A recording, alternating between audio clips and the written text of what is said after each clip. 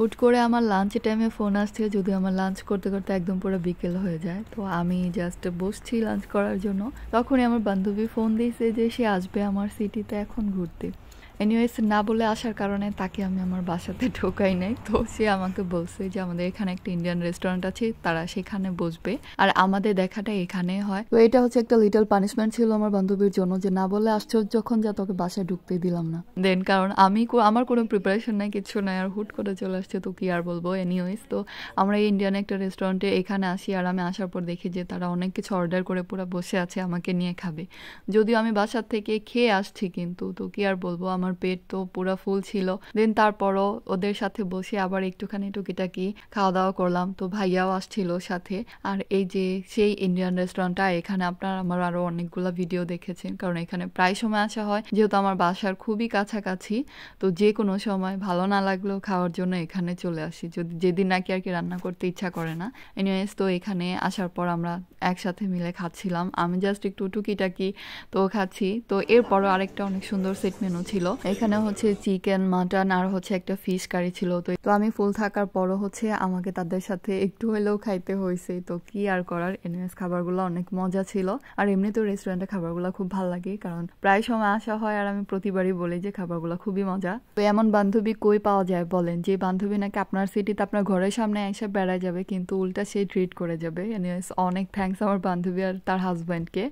তো এই যে তারপর আমরা খাওয়াটাও শেষে ওদেরকে নিয়ে আমরা একটু একসাথে আসলাম আমাদের পুরো সেন্ট্রামটা ঘুরে দেখার জন্য। আর আমার এই সেন্ট্রামের ভিডিও আপনাদের সাথে বহুত শেয়ার করেছি। তো আমাদের সেন্ট্রামটি কিন্তু আসলে অনেক সুন্দর আর খুব বেশি জমজমাট, আমার কাছে খুবই ভালো লাগে আমাদের সেন্ট্রামটা। এমন ভাবে বলতেছি জানি একদম পুরো আমি কিনে রাখছি। নিয়ে সেই যে এইদিকে হচ্ছে আমি আমার বান্ধবীর সাথে একটুখানি রং ঢঙ্গের দুনিয়ার ভিডিও বানাচ্ছিলাম। কি যে একটা অবস্থা, ওর সাথে আমার সাথে একসাথে মিলে যাই ভিডিও বানাইতে যাই, একটাও ভালো হয় না, সব খালি ব্লপারই হয়ে যায়। তো এই যে জাস্ট এখন একটুখানি দেখেন, এত সুন্দর করে একটা ভিডিও বানাইতে গেছি, কিন্তু একদম পুরো ধোকা খেয়ে যায় শেষের দিক।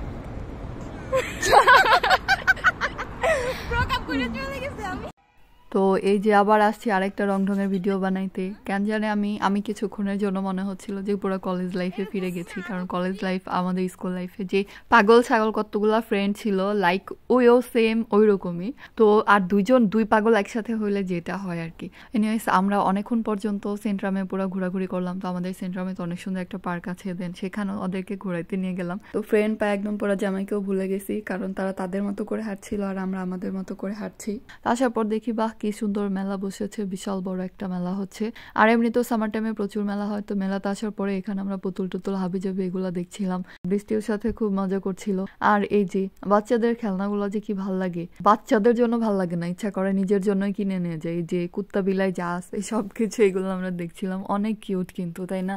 আবার যখন হাঁটাহাঁটি করছিলাম, দেন এই যে সামনেই হাতের বাপাসে দেখলাম যে একটা নতুন রেস্টুরেন্ট, মেবি এটা ওপেনিং হয়েছে নাকি কি জানি। তো অনেকগুলা দেশের ফ্ল্যাগ এখানে লাগানো, তো ভাল লাগছিল দেখে। তো আপনাদের সাথে একটু শেয়ার করলাম ভিডিও করে। আর ওয়েদারের কথা কি বলবো, জাস্ট মাশাআল্লাহ ওয়েদার। সারা বছর বলতে হচ্ছে পুরা শীতের মাসটাতে এই ওয়েদারের জন্য ওয়েটিং এ থাকে। উইন্টারেও কিন্তু এই মেলাগুলো বসে, কিন্তু তখন হাঁটা চলা করতে যে কি বিরক্ত লাগে, বাট সামার টাইমটা খুব ভালো লাগে। আর মাশাআল্লাহ এত বেশি বিজি প্লেস অলওয়েজ তো থাকে, তার মধ্যে মেলা থাকলে আরো বেশি বিজি থাকে।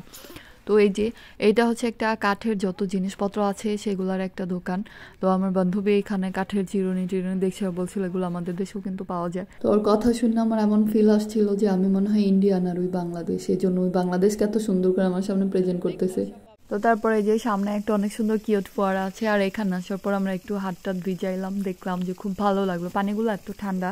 গরমে হাঁটতে হাঁটতে যখন এখানে হাতটা একটু ভিজানো হয় খুব ভালো লাগে, এখানে বসে থাকতেও ভালো লাগে, অনেক ঠান্ডা। তো একটু পরে আমরা একটা রং ঢঙের ভিডিও বানাচ্ছিলাম। তো ভিডিও বানাতে গিয়ে দেখি যে সামনে কোনো সিগন্যালও নাই, রাস্তাও নাই, পুরো রাস্তাই শেষ। তো আর একটু হলে গাড়ির নিচে গিয়ে পড়তাম। কি একটা অবস্থা, জাস্ট চিন্তা করেন যে হাঁটা শুরু করলে রাস্তা খুঁজে পায় না। তারপর আমরা রাস্তা ক্রস করে দেন আবার যে লিগ্যাল রাস্তা সেখান দিয়ে আসছি। তো আসার পরে যে পার্কে আসলাম, পার্কে আসার পর দেখি যে কেমন যেন একটু অন্ধকার অন্ধকার হয়ে যাচ্ছে।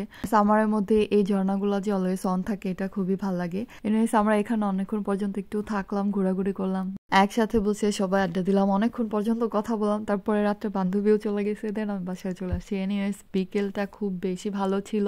লাইফের কিছু জিনিস আছে যে আপনি একদম পুরো আনএক্সপেক্টেড অবস্থাতে যদি পেয়ে যান, তো সেটা কিন্তু অনেক ভালো লাগে। আমাদের এই মিট আপটাও সেম ছিল, তো বিকেলটা অনেক বেশি ভালো ছিল। আপনাদের সাথে একটু শেয়ার করলাম, ভালো লাগলে লাইক কমেন্ট করতে ভুলবেন না, আর প্লিজ আমার পেজটাকে ফলো করে দিবেন সবাই। Bye bye.